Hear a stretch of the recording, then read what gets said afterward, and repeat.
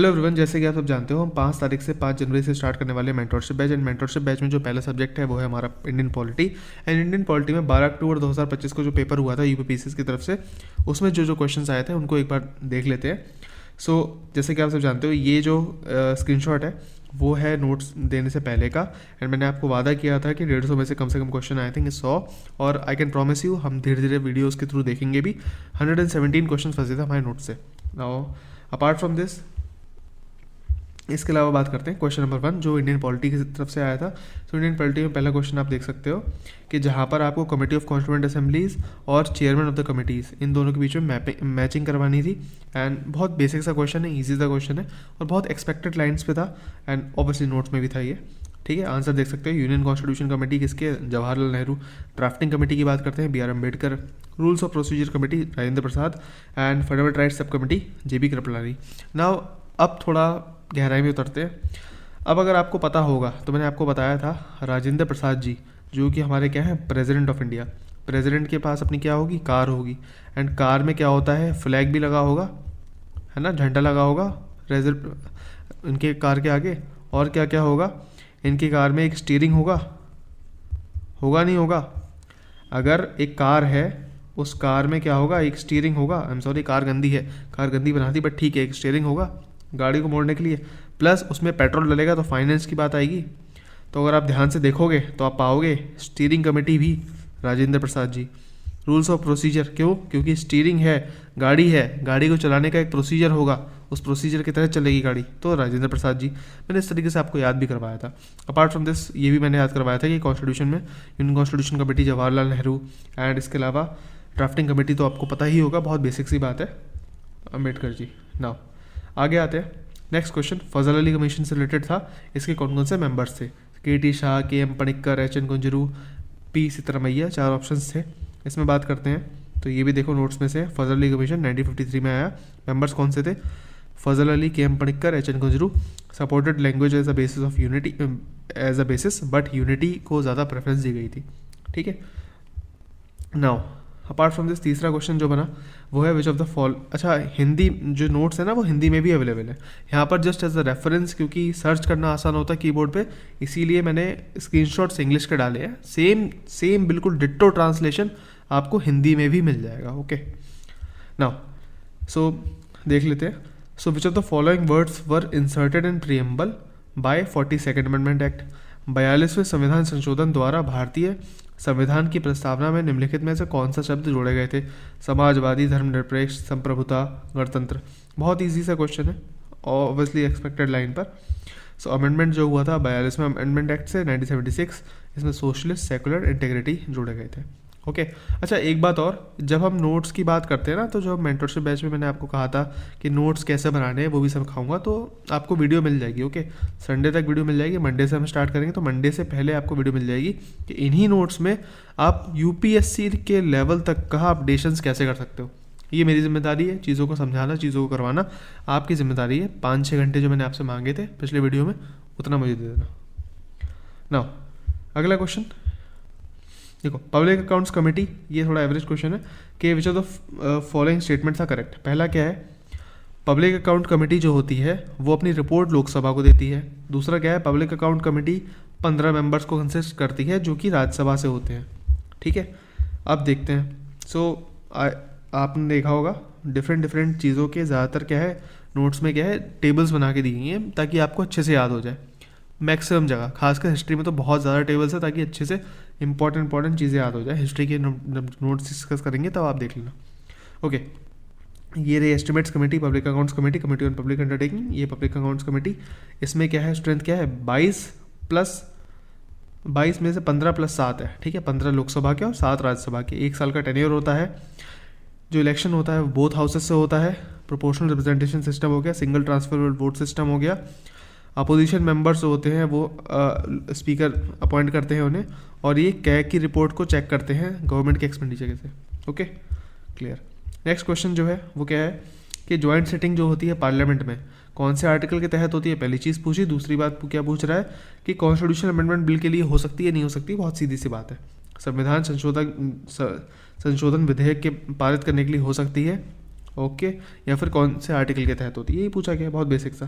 So obviously 108 article है, joint setting होती है ऑर्डिनरी बिल के लिए और फाइनेंस बिल के लिए, ठीक है, बहुत सीधी सी बात है। और कॉन्स्टिट्यूशन अमेंडमेंट बिल के लिए नहीं हो सकती, नॉट लिखा है। ओके, आगे देखते हैं। ये देखो मैचिंग वाले क्वेश्चन है। सो मैचिंग करानी किस में, राज्य में और राज्यसभा की सीटों में।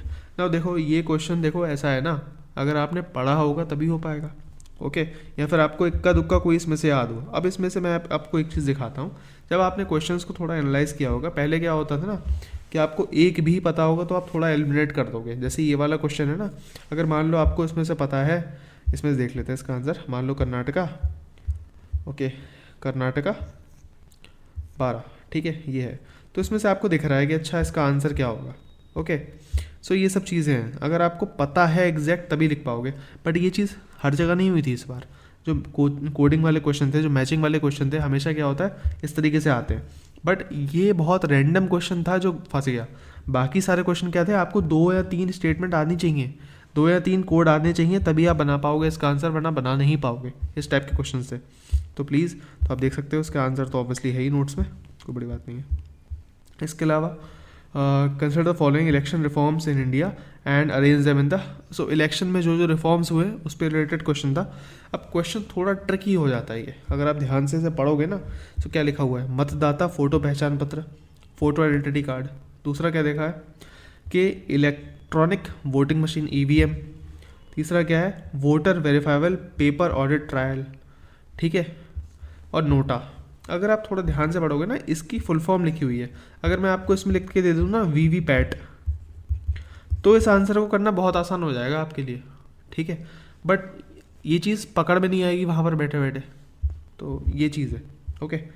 तो ये मेरे नोट्स में नहीं था, तो मैंने लिख भी दिया है भाई, मेरे नोट्स में नहीं था, ईमानदारी से, ओके, क्योंकि क्वेश्चन ऐसा है कि दिख रहा है कि इलेक्शन रिफॉर्म का है, बट कहीं ना कहीं हल्का करंट से लिंक्ड है, ओके। और जब आप शॉर्ट नोट्स बनाते हो तो आप हर एक चीज़ घुसने की नहीं कोशिश करते, जो चीज़ ज़्यादा फंसने की चीज़ होती है वही आप डालते हो, ओके। नाउ सिंपल, बहुत बेसिक सा क्वेश्चन कि संविधान के जितने पार्ट्स हैं उनसे मैच कराना है। तो ऑब्वियसली आपको पता होगा कि फंडामेंटल ड्यूटीज़ 4A में आती है, स्टेट गवर्नमेंट 6 में आते हैं, और relation between union and state किस में आता है, 11 में आता है। मैंने आपको याद भी कराया था, S से हो गया 6, S से हो गया स्टेट, ठीक है, इस तरीके से याद करवाया था।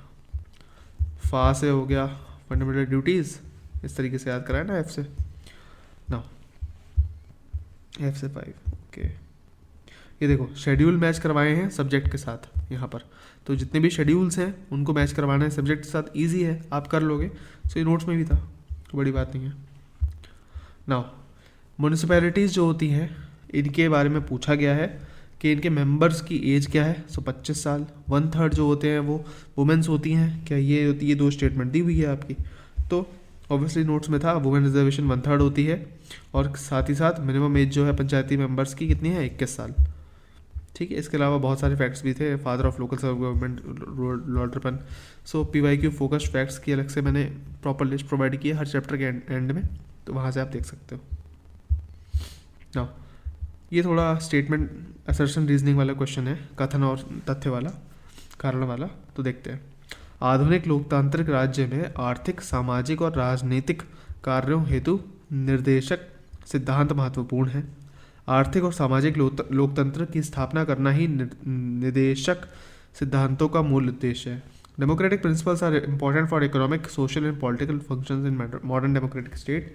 द कोर ऑब्जेक्टिव्स क्या है इसका, to establish economic and social democracy. भाई ये क्वेश्चन बोल रहा है कि डायरेक्टिव प्रिंसिपल ज़रूरी हैं, क्यों, socio economic and political functions के लिए, ठीक है। अब आप खुद से पूछो कि डायरेक्टिव प्रिंसिपल्स में ये सारे डायरेक्टिव प्रिंसिपल्स हैं, किस किस के लिए आते हैं, सोशल, इकोनॉमिक, पॉलिटिकल के लिए आते हैं, ऑब्वियसली आते हैं। फिर क्या पूछ रहा है, कोर ऑब्जेक्टिव क्या है, सोशल डेमोक्रेसी और इकोनॉमिक डेमोक्रेसी। कोर ऑब्जेक्टिव सही है। अब इसके बीच में आपको कथन और कारण निकालना है। अब एक टिप देता हूँ, जितने भी कथन, स्टेटमेंट एंड कंक्लूजन वाले जितने असर्शन या रीजनिंग कह लो, उसके जो क्वेश्चंस आते हैं ना, उसके बीच में आपको क्या लगाना पड़ता है, बिकॉज, कि भाई ये स्टेटमेंट है क्योंकि ऐसा है, ये स्टेटमेंट है क्योंकि ऐसा है, ठीक है। और इसे भी सही से समझने का, साबित करने का तरीका पता है क्या है? स्टेटमेंट 1 लिखी है, स्टेटमेंट 2 लिखी है, क्या ये दोनों एक ही बात कर रहे हैं, हाँ या ना? बस इतना खुद से पूछो, अगर आंसर सही है तो लगा के आ जाओ ना। अगला क्वेश्चन क्या है? Public interest litigation in India is essential for rule of law. ठीक है, भारत में जनहित याचिका कानून के शासन के लिए आवश्यक है। ठीक है, public interest litigation provides effective access of justice to socially and economically weaker section. अब पीआईएल जो होती है वो हमारे लिए क्या, कमज़ोर वर्गों के लिए क्या है, प्रभावकारी पहुंच प्रदान करती है न्याय के लिए। सही बात है।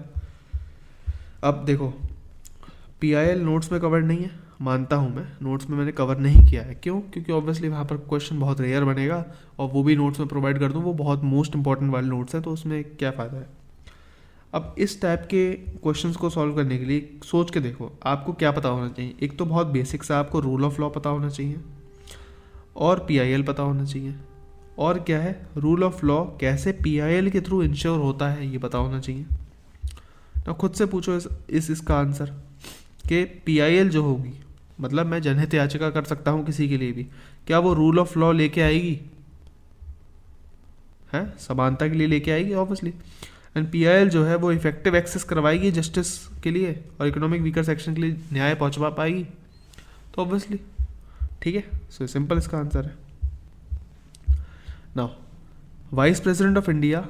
अच्छा, इसके बाद हम एनालाइज भी करेंगे कौन से क्वेश्चन बहुत इजी कैटेगरी में है, कौन से क्वेश्चन एवरेज कैटेगरी में है, ओके, और कौन से टफ कैटेगरी में। सो वाइस प्रेसिडेंट ऑफ इंडिया की बात करें तो vice president is the x official chairman of Rajya Sabha and is the member of Rajya Sabha. ठीक है, नाउ एक्स ऑफिशियल चेयरमैन है और मेंबर है नहीं। ठीक है, नोट्स में है ऑब्वियसली। आगे बढ़ते हैं। पंचायती राज इंस्टीट्यूशन से रिलेटेड क्वेश्चन आया है, ऊपर म्यूनसिपैलिटी से रिलेटेड आया था, पंचायती राज से आ गया 5 साल, ऊपर भी 5 साल वाला टॉपिक था। अब देखते हैं 1/4 ऑफ द सीट जो होती है वो मेंस के लिए रिजर्व होती है, आपको पता है ऑब्वियसली, देखा हमने। 1/3 होती है रिजर्व, और 21 साल है एज, टेन्योर है 5 साल, नोट्स में अवेलेबल था। फिर टेन्योर जो प्रेसिडेंट ऑफ इंडिया का है और उसे अरेंज करना है, जैसे किसका, नीलम संजीवा रेड्डी, के.आर. नारायणन, एपीजे अब्दुल कलाम और आर वेंकटरमन।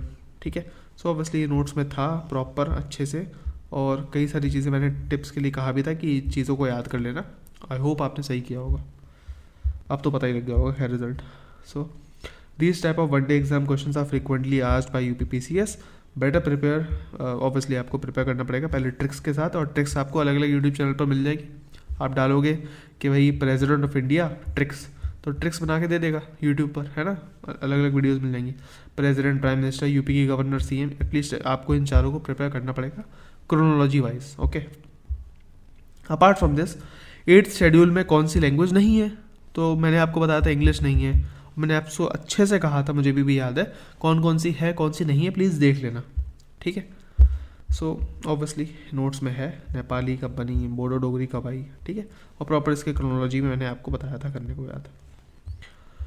सो अब ये देखो, ये पॉवर्टी एस्टिमेशन पे कमेटी कौन कौन सी है, ये इकोनॉमी का क्वेश्चन है, और ये इकॉनमी के नोट्स में था, तो बट हाँ ये इकॉनमी के नोट्स में है, और मैंने गलती से इसे पॉलिटी की पीडीएफ में डाल दिया है। ठीक है, सो देख सकते हो सारी कमिटीज़ एज अ क्रोनोलॉजी के बेस में, और उन्होंने क्या क्या एक्स्ट्रा दिया था वो सब भी यहाँ पर इंक्लूडेड है नोट्स में।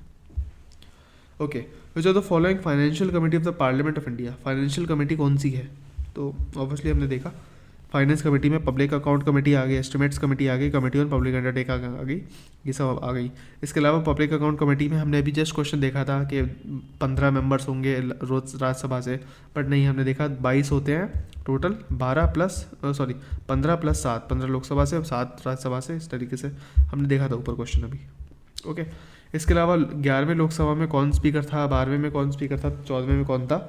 अब ये बहुत बहुत फैक्चुअल क्वेश्चन है, मैं उम्मीद भी नहीं करता कि आप इससे सही करके आए होगे, बट फिर भी अगर देखते हैं तो नोट्स में है ऑब्वियसली, बट फिर भी मैं नहीं कहता इसे कोई भी सही करके आया होगा, बहुत रेयर है, बहुत रेयर है। India has a parliamentary system of government, पहला हेडिंग। दूसरा रीजनिंग क्या है कि इंडिया में जो एग्जीक्यूटिव होता है रिस्पॉन्सिबल टू द लेजिस्लेचर। अब आपको इसमें क्या पता होना चाहिए, पार्लियामेंट्री सिस्टम ऑफ गवर्नमेंट के फीचर्स क्या होने दें। अगर आपको फीचर्स पता होंगे तो आपको ये करना बहुत आसान हो जाएगा। ठीक है, हालांकि बेसिस ऑफ पार्लियामेंट्री सिस्टम क्या है, आपका इंडियन पार्लियामेंट्री सिस्टम है, ठीक है। प्रेसिडेंट जो है एड एंड एडवाइस करेगा काउंसिल ऑफ मिनिस्टर को, कलेक्टिव रिस्पॉन्सिबिलिटी होती है। ये सारे ऑब्वियसली नोट्स में है, बहुत बेसिक सी चीज़ें ये सब नोट्स में है, शॉर्ट नोट्स के फॉर्म में, बट फिर भी आपको ये पता होना चाहिए था। ओके, बहुत ईजी क्वेश्चन है। अब थोड़ा एनालिसिस कर लेते हैं पूरे पेपर का कि इसमें से जो पॉलिटी के क्वेश्चन आए हैं वो किस तरीके से आए हैं। ओके, सो मैं एक कैटेगरी चुन लेता हूँ कि ये वाला जो क्वेश्चन है कौन सा ईजी है कौन सा टफ है, ठीक है, फिर हम काउंट कर लेंगे। नीचे से चलते हैं, जस्ट अ मिनट। सो देखो ये वाला क्वेश्चन मैं इजी कैटेगरी में रखता हूँ, ठीक है। इससे पहले वाला क्वेश्चन ये थोड़ा टफ कैटेगरी में रखते हैं, क्योंकि ऑब्वियसली बहुत फैक्चुअल है, याद करने का कोई सेंस नहीं बनता कि किसी ने याद करा होगा। ओके, स्टैंडिंग कमेटी इजी नहीं, मीडियम रखता हूँ इसे, ठीक है।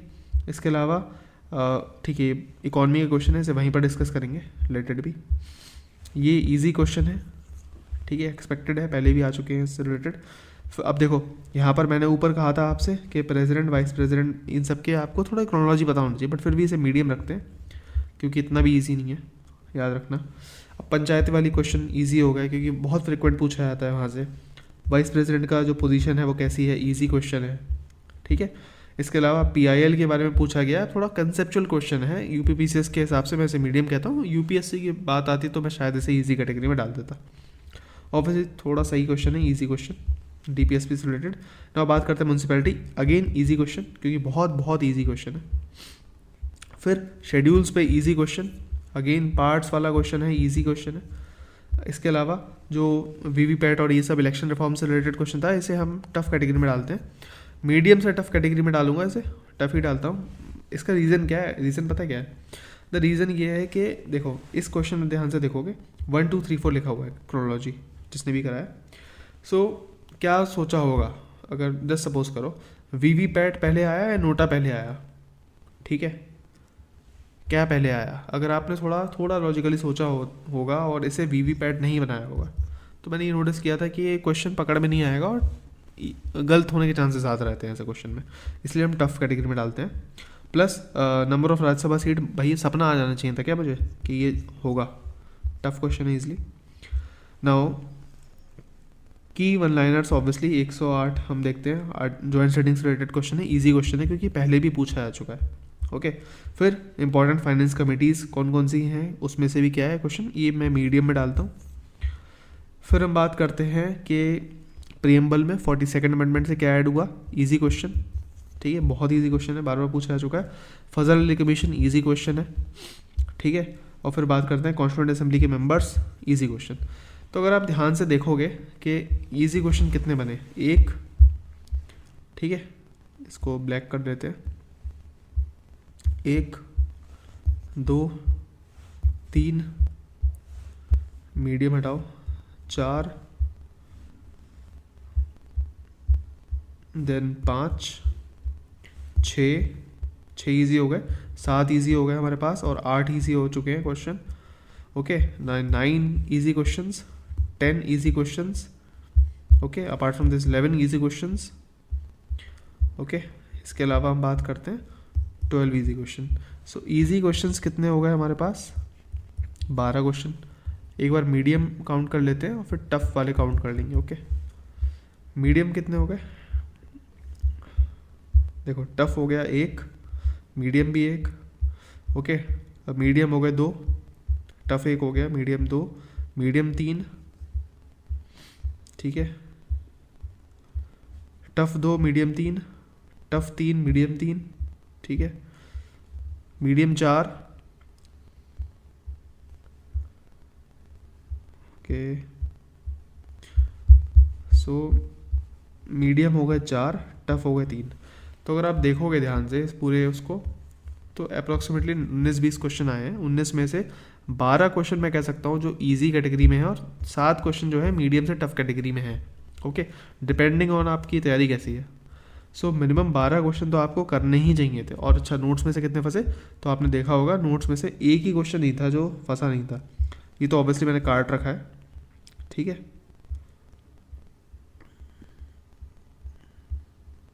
ये वाला नोट्स में नहीं था मेरे, ठीक है, VVPAT वाला। ओके, तो 19 में से 18 क्वेश्चंस नोट में से फंसे थे जस्ट एक बार आपको दीदा करा देता हूँ नोट्स का। अगला जो वीडियो आएगा उसमें मैं प्रॉपर अच्छे से नोट्स को एक्सप्लेन कर दूंगा, क्योंकि ऑब्वियसली जब हम बात कर रहे हैं तो पहले वीक में हमारा टारगेट होगा कि पॉलिटी का जो मॉड्यूल 1 है वो आपको कवर करना है अच्छे से इन डेप्थ। तो ऑब्वियसली ये देखो शॉर्ट नोट्स इसी में है, ख़त्म 2 पेजेस में 3 पेजेस में ख़त्म पूरा। फिर इसमें मेकिंग ऑफ द कॉन्स्टिट्यूशन, ये देखो लक्ष्मीकांत का जो पहले 2 पैराग्राफ है वो प्रॉपर 4 लाइनों में ख़त्म। ऐसे ही बाकी सारे एरियाज़ भी यहाँ पर शॉर्ट नोट्स में ख़त्म। फिर सोर्सेज ऑफ द कॉन्स्टिट्यूशन हो गया, क्विक रिवीजन टेबल, इसमें ट्रिक्स हैं, ठीक है, पार्ट्स ऑफ द कॉन्स्टिट्यूशन, इस तरीके से नोट्स हैं, ज़्यादा कुछ नहीं है। टोटल अगर नोट्स देखे जाएंगे तो पूरे पॉलिटी के नोट्स जो बनेंगे मैक्स टू मैक्स अगर पॉलिटी के नोट्स बनते हैं तो मेरे ख्याल से 70-80 पेजेस के होंगे। एंड उसमें से भी जो पेजेस हैं वो इस तरीके से हैं, आप देख सकते हो कितना ही इन्फॉर्मेशन लिखी हुई है इसमें, कितनी ज़्यादा इन्फॉर्मेशन है ना, याद भी नहीं होगी, बहुत ज़्यादा इन्फॉर्मेशन है क्यों। So that's it for the video. I hope आपको समझ में आ गया होगा सब। और अगर आपको मेंटरशिप सेशंस के बारे में जानना है तो आप प्लीज़ कमेंट सेक्शन में जो आपको लिंक मिलेगी या फिर वीडियो के डिस्क्रिप्शन में आपको लिंक मिलेगी, उसको प्लीज़ देख लेना। एंड मुझसे कनेक्ट करना है या फिर मुझसे कोई डाउट पूछना है तो आप टेलीग्राम ज्वाइन कर सकते हो, जिसका लिंक ऑब्वियसली आपको डिस्क्रिप्शन या फिर कमेंट सेक्शन में मिल जाएगा। थैंक यू एंड जय हिंद।